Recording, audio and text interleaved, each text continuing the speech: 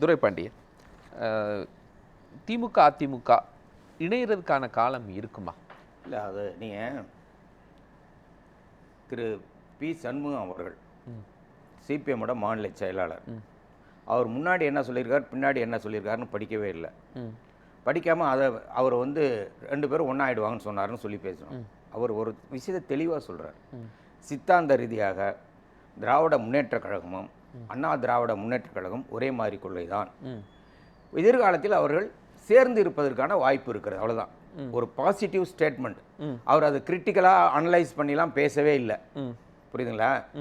அதே நேரத்தில் ஆர்எஸ் பாரதி சொல்லும்போது தான் ஒரு பிரச்சனை உருவாகுது. என்ன பிரச்சனை உருவாகுதுன்னா, அதாவது 2 எம்எல்ஏ திமுக அண்ணா திமுக எம்எல்ஏக்களை இன்னும் சொல்றேன், சித்தாந்த ரீதியாக செயல்பட்ட திமுக அதிமுக சமமாக கருத முடியாது. அதே சமயம் திராவிட கட்சிகள் தங்களுடைய பழைய விழுமியங்களையும் கொள்கைகளையும் தற்காலத்தில் முழுமையாக கடைபிடிப்பதில்லை அப்படிங்கிற திராவிட முன்னேற்ற கழகத்தையும் அண்ணா திமுகவையும் சமமாக பார்க்க முடியாதுங்கிறதையும் சொல்லியிருக்காரு. அதையும் சொல்லிட்டு அதே நேரத்தில் இப்போ இருக்கிற கொள்கையில நிறைய வித்தியாசங்கள் இருக்கு. முன்ன இருந்த மாதிரி இல்ல, பழைய கொள்கையில அவங்க சித்தாந்த ரீதியா இன்னைக்கு வந்து டயலூஷன். அதை ஏன்னு சொல்றாங்க?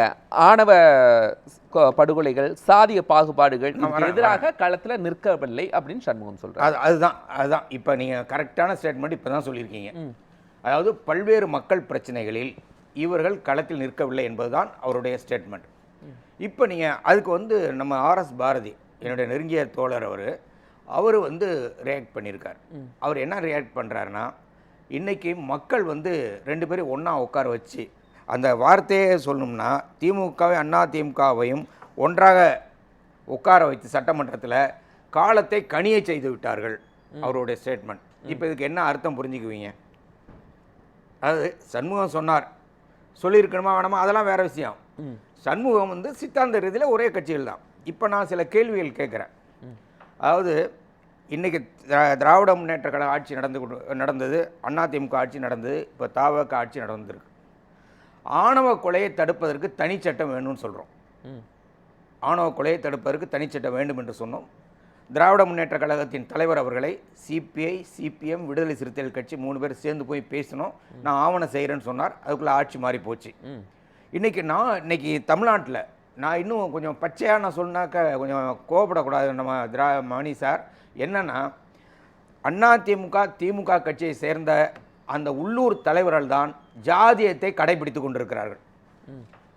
நான் வந்து ஒரு விவசாய குடும்பத்தில் பிறந்தவன், காவிரி கரையில் விவசாய சங்கத்தோடு சேர்ந்து வளர்ந்தவன்.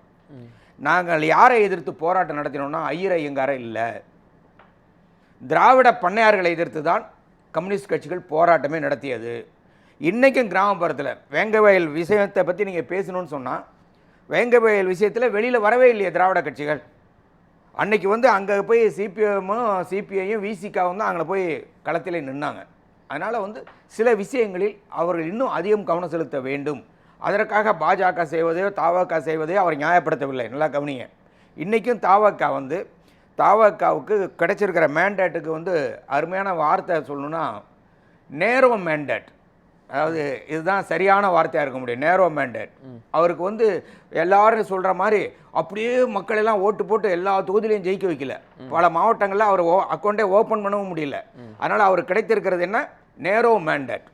இந்த நேரோ மேண்டேட் 107 பேர் 108 இடத்துல ஜெயிச்சாங்க. 107 பேர் ஒரு தொகுதி அவர் ரிசைன் பண்ணதுக்காக 107 பேர் இருக்காங்க.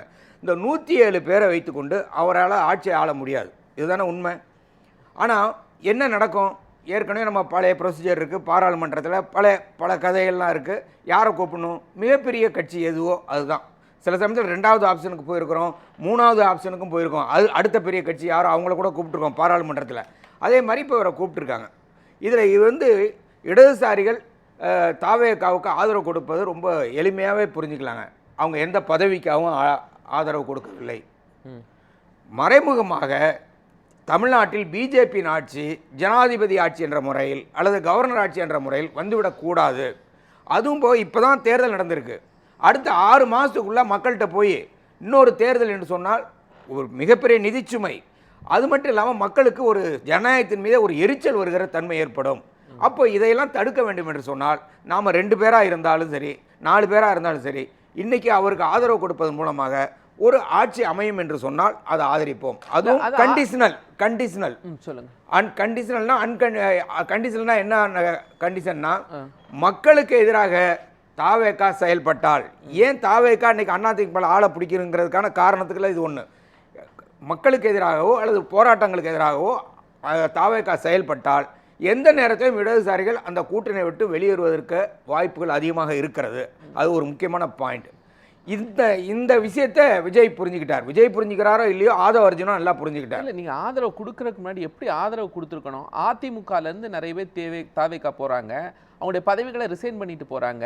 அதே மாதிரி திமுக கூட்டணியில வெற்றி பெற்று இருக்கிறீங்க, நீங்க உங்களுடைய பதவியை ராஜினாமா பண்ணிட்டு போங்க. நான் சொல்லல, அது வேற. உங்க நண்பர் ஆர்எஸ் பாரதி தான் சொல்லியிருக்காரு. இல்ல ஆனா அதே நேரத்தில் வாழ்த்தியும் இருக்கிறாங்க. திமுக தலைவர் இடதுசாரி தோழர்கள் என்னோட பேசிவிட்டு அதற்கு பிறகுதான் போனார்கள் என்பதையும் அவர் சொல்லியிருக்காரு. அதையும் இல்ல ஆர்எஸ் பாரதி சொல்லியிருக்கலாம். ஆனா இப்ப என்ன விஷயத்துக்காக போனாங்கிறத ரைட்டிங்ல கொடுத்துட்டு போயிருக்காங்க. நல்ல கவனிங்க, அவங்களும் ரைட்டிங்ல கேட்டிருக்காங்க. தாவேகா எழுத்துப்பூர்வமாக ஆதரவை கேட்டிருக்கிறார்கள். சிபிஎம்மும் எழுத்துப்பூர்வமாக ஆதரவை கொடுத்திருக்கிறாங்க. அதுக்கான கண்டிஷனே இதுதாங்க, வேற எதுவுமே இல்லைங்க. அது ஆர்எஸ் பாரதி படிக்கலையா? அப்போ அது அவர்கிட்ட தான் கேட்கணும். நான் ஆர்எஸ் பாரதி கிட்ட தான் கேட்கணும். ஆனா திராவிட முன்னேற்ற கழகத்தின் தலைவர் என்ன சொன்னார்? காங்கிரஸ் உடனே ஓடி போய்விட்டது, எங்களிடம் ஒரு நன்றி கூட சொல்லாமல் போய்விட்டார்கள். ஆனால் அதே நேரத்தில் இடதுசாரிகள் எங்களோட பேசிவிட்டு அடுத்த தேர்தலை நாம் சந்திக்க வேண்டாம் என்ற காரணத்தில் உடனடியாக, அடுத்த தேர்தல்னா எப்போதும் இல்லை, உடனடியாக அடுத்த தேர்தலை சந்திக்க கூடாது என்ற காரணத்தினாலும், மக்கள் மீது மீண்டும் ஒரு சுமையை சுமத்தக்கூடாது என்ற காரணத்தினாலும் இன்னைக்கு ஜனநாயகம் யாருக்கு அதிகமாக வாக்களிக்கப்பட்டிருக்கிறது? விஜய்க்கு தான் 34% ஓட்டு போட்டிருக்காங்க. மற்ற கட்சிகளுக்கு அதை விட குறைவாக தான் ஓட்டு போட்டிருக்காங்க. அதனால் அந்த கட்சிக்கு ஆதரவு தெரிவிப்பதுமா சரியான ஜனநாயக நடைமுறை என்று சொல்லிவிட்டு தான் போயிருக்கிறாங்க. எந்த பதவியும் கேட்கவில்லை. ஒருவேளை அவங்க பதவியை சுகத்தை அனுபவிக்கிறதுக்காக போயிருந்தாங்கன்னு சொன்னால் நீங்கள் சொல்லலாம். அது மாதிரி எந்த விதமான பதவிக்காகவும் போகவில்லை. அதனால் இடதுசாரிகள் அன்றைக்கி எடுத்த நிலைப்பாடு கரெக்டு.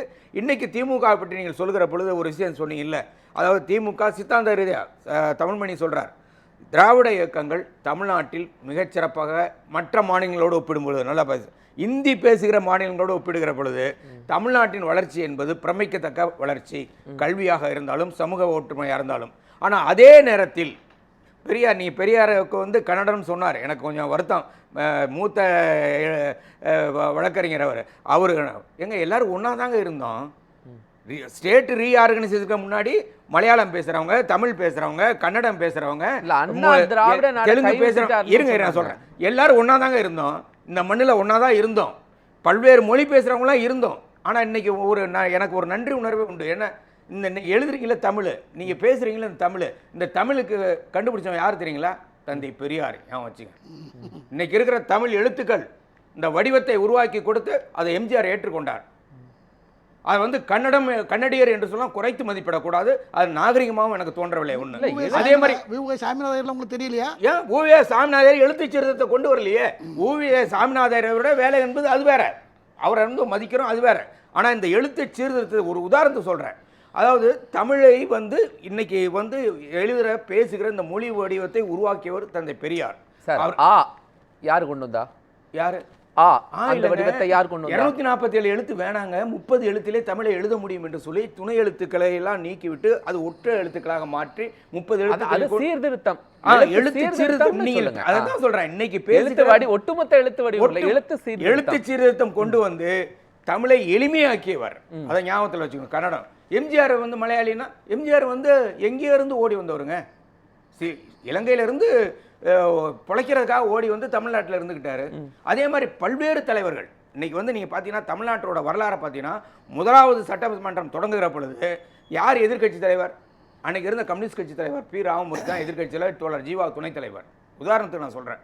அன்னைக்கே வந்து திமுக, அதாவது அன்னைக்கு காங்கிரஸ் கட்சியை எதிர்த்து, அன்னைக்கு காங்கிரஸ் கட்சிக்கு பெரும்பான்மை இல்லை, அன்னைக்கு வந்து கம்யூனிஸ்டுகள் ஆட்சி அமைப்பதற்கு முயற்சி செய்து விடுவார்களோ? சார் என்ன சொன்னாங்கன்னா, தமிழ்நாட்டுல மட்டும்தான் திராவிடம் இருக்கு, நீங்க கன்னடால திராவிடம் ஒரு கட்சி, இந்த திராவிட சொன்ன கேள்வியினுடைய உள்ள அர்த்தத்தை நீங்க விளக்கிருங்க. இல்ல கேளுங்க, அவங்க என்ன சொல்றாங்க, தமிழ்நாட்டுல தான் திராவிடம்னு இருக்கு, ஆனா கன்னடத்துல இருக்கா, தெலுங்குல இருக்கா, இங்க தமிழ் அப்படிங்கறது இல்லை அப்படிங்கறத திராவிடம் என்பது தமிழை மட்டும் இல்லைங்க. அது வந்து நம்முடைய போப்பு கால்டுவெல் வந்து கண்டுபிடிச்சதுங்க.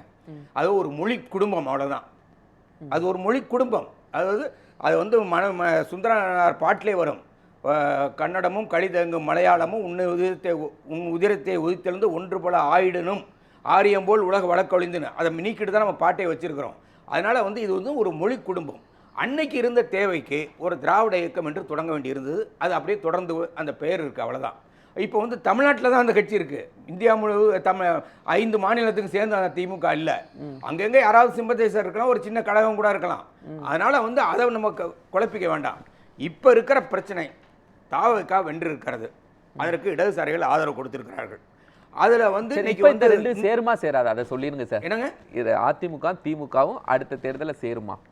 அது அடுத்த தேர்தலில் சேருமா சேராதுன்னு இப்ப ஜோசியம் சொல்ல முடியாது. கலை யதார்த்தம் எப்படி மாறும் என்பதை பொறுத்து என்ன வேணாலும் நடக்கலாம். ஏன்னா ஜெயபிரகாஷ் நாராயணன் ஊழலுக்கு எதிராக ஒரு மாபெரும் இயக்கம் நடத்திய பிறகு அந்த மாபெரும் இயக்கத்தின் விளைவாக அவசர காலத்தில் அவர் கைது செய்யப்பட்டால் எல்லாரும் பல எதிர்க்கட்சியில் கைது செய்யப்பட்ட பிறகு 77 தேர்தலில் எல்லாத்தையும் ஒன்றா கொண்டு வந்து உட்கார வச்சார். அன்னைக்கு என்ன இருந்ததுன்னா ஜனநாயகத்தை காப்பாற்ற வேண்டும் என்ற கடமை இருந்தது. அதனால ஒன்றா கொண்டு வந்து வச்சார். இன்னைக்கு தாவேக்கா போகிற போக்கு இருக்கு பாருங்க, அது சரியா இல்லை. அதாவது என்னன்னா இவருக்கு வந்து 119 கொடுத்துட்டாங்க. இல்ல தாவேக்கா பக்கம் தான் எல்லாரும் போறாங்க. இல்ல தாவேக்கா போற போக்கு சரியில்லை. தாவேக்கா தூய்மையான கட்சி அல்ல, துர்நாற்றம் எடுத்த கட்சி. இல்ல நான் ஒன்னு சொல்றேன் சார், இருங்க நான் சொல்றேன். அண்ணா திராவிட முன்னேற்ற கழகத்துல கூடிய எல்லோரும் கழகங்களில் இல்லாத தமிழ்நாடுன்னு சொல்லி பாஜக ஏற்கனவே ஒரு அசைன்மெண்ட்டுக்கு வந்துட்டு ஒர்க் அவுட் பண்ணிட்டாங்க. இப்போ ஒரு கழகத்தை காலி பண்ணிட்டு இருக்காங்க. இந்த கழகத்தை காலி பண்ணி எங்க கூட்டு போறாங்க? விஜய்கிட்ட தான் கூட்டு போறாங்க. ஏன் விஜய்கிட்ட கூட்டு போறாங்க? அவருக்கு கம்யூனிஸ்டுகள் மேல நம்பிக்கை இல்லை. ஏன்னா நாளைக்கு ஏதாவது மக்கள் விரோத கொள்கைகள் வந்தால், தொழிலாளர் விரோத கொள்கைகள் வந்தால் எதிர்த்து போராடி ஆதரவை திரும்ப பெற்றுவிட்டால் நாம நடுவில் நிற்க வேண்டியிருக்கும். அதனால அதிமுக உடைத்து, நான் சொல்லல, இந்து பத்திரிகை தன்னுடைய பத்திரிகையிலேயே சொல்றாங்க 4 எம்எல்ஏ மாறினதுக்கு 200 கோடி ரூபாய் பணத்தை கொடுத்திருக்கிறார்கள் என்று சொல்கிறார்கள். குதிரை பேரம் நடந்திருக்கிறது என்று சொல்கிறார்கள். அப்ப என்ன ஆபத்தான ஒரு சூழ்நிலை உருவாகி இருக்கிறது. அதனால இவரோட நிலைமை இப்படி தொடர்ந்தால் ஒரு இயக்கத்தை இப்போ எடப்பாடியை ஒழிச்சே ஆகணும்னு சொல்லி எல்லாரும் சேர்ந்துக்கிட்டு பண்ணீங்கன்னா அவர் தனக்கு எங்கேயாவது நிழல் கிடைக்குமான்னு தேடி போக வேண்டிய வாய்ப்பு கூட இருக்கலாம். அது திமுகவை கூட இருக்கலாம். அதனால் நாம் இப்போ ஒன்றும் சொல்ல முடியாது. இன்னும் கொஞ்சம் காலம் கடந்த பிறகுதான் திமுகவும் அதிமுகவும் சேருமா சேராதா என்பதை பற்றி பேச முடியும். ஒன்றும் இல்லை, போலீஸ் இப்போ தான் எல்லா இடத்துலையும் இருக்காங்கன்னு பேசிக்கிறாங்கல்ல, அது வந்து ஏதோ பார்வை கோளாறுனால தான் நினைக்கிறேன். நான் ஒரு உதாரணம் சொல்கிறேன். ஸ்ரீமுஸ்லமில் ஒரு சம்பவம் நடந்தது. 3 பேர் பைக்கில் வர்றாங்க, வந்து 6 பேரை வெட்டுறான். நல்லா கவனிங்க, 6 பேரை வெட்டிட்டு போயிட்டான். இவங்க போலீஸ் ஸ்டேஷனுக்கு போய் அழுதுகிட்டு இருக்காங்க. அதுக்குள்ளே அவன் போயிட்டான். மறுபடியும் திரும்பி வந்து வெட்டுறான். முதல்ல வெட்டும் போதே ஒரு பாதுகாப்பு நடவடிக்கை எடுத்துக்கணும். ஒரு கல்யாணம் நடக்கிற இடம் அது, அந்த இடத்துல பாதுகாப்பு நடவடிக்கை எடுத்துருக்கணும். மறுபடியும் அவனே வந்து வெட்டுறான். 3ஆவது நாள் வந்து வெட்டுறான்.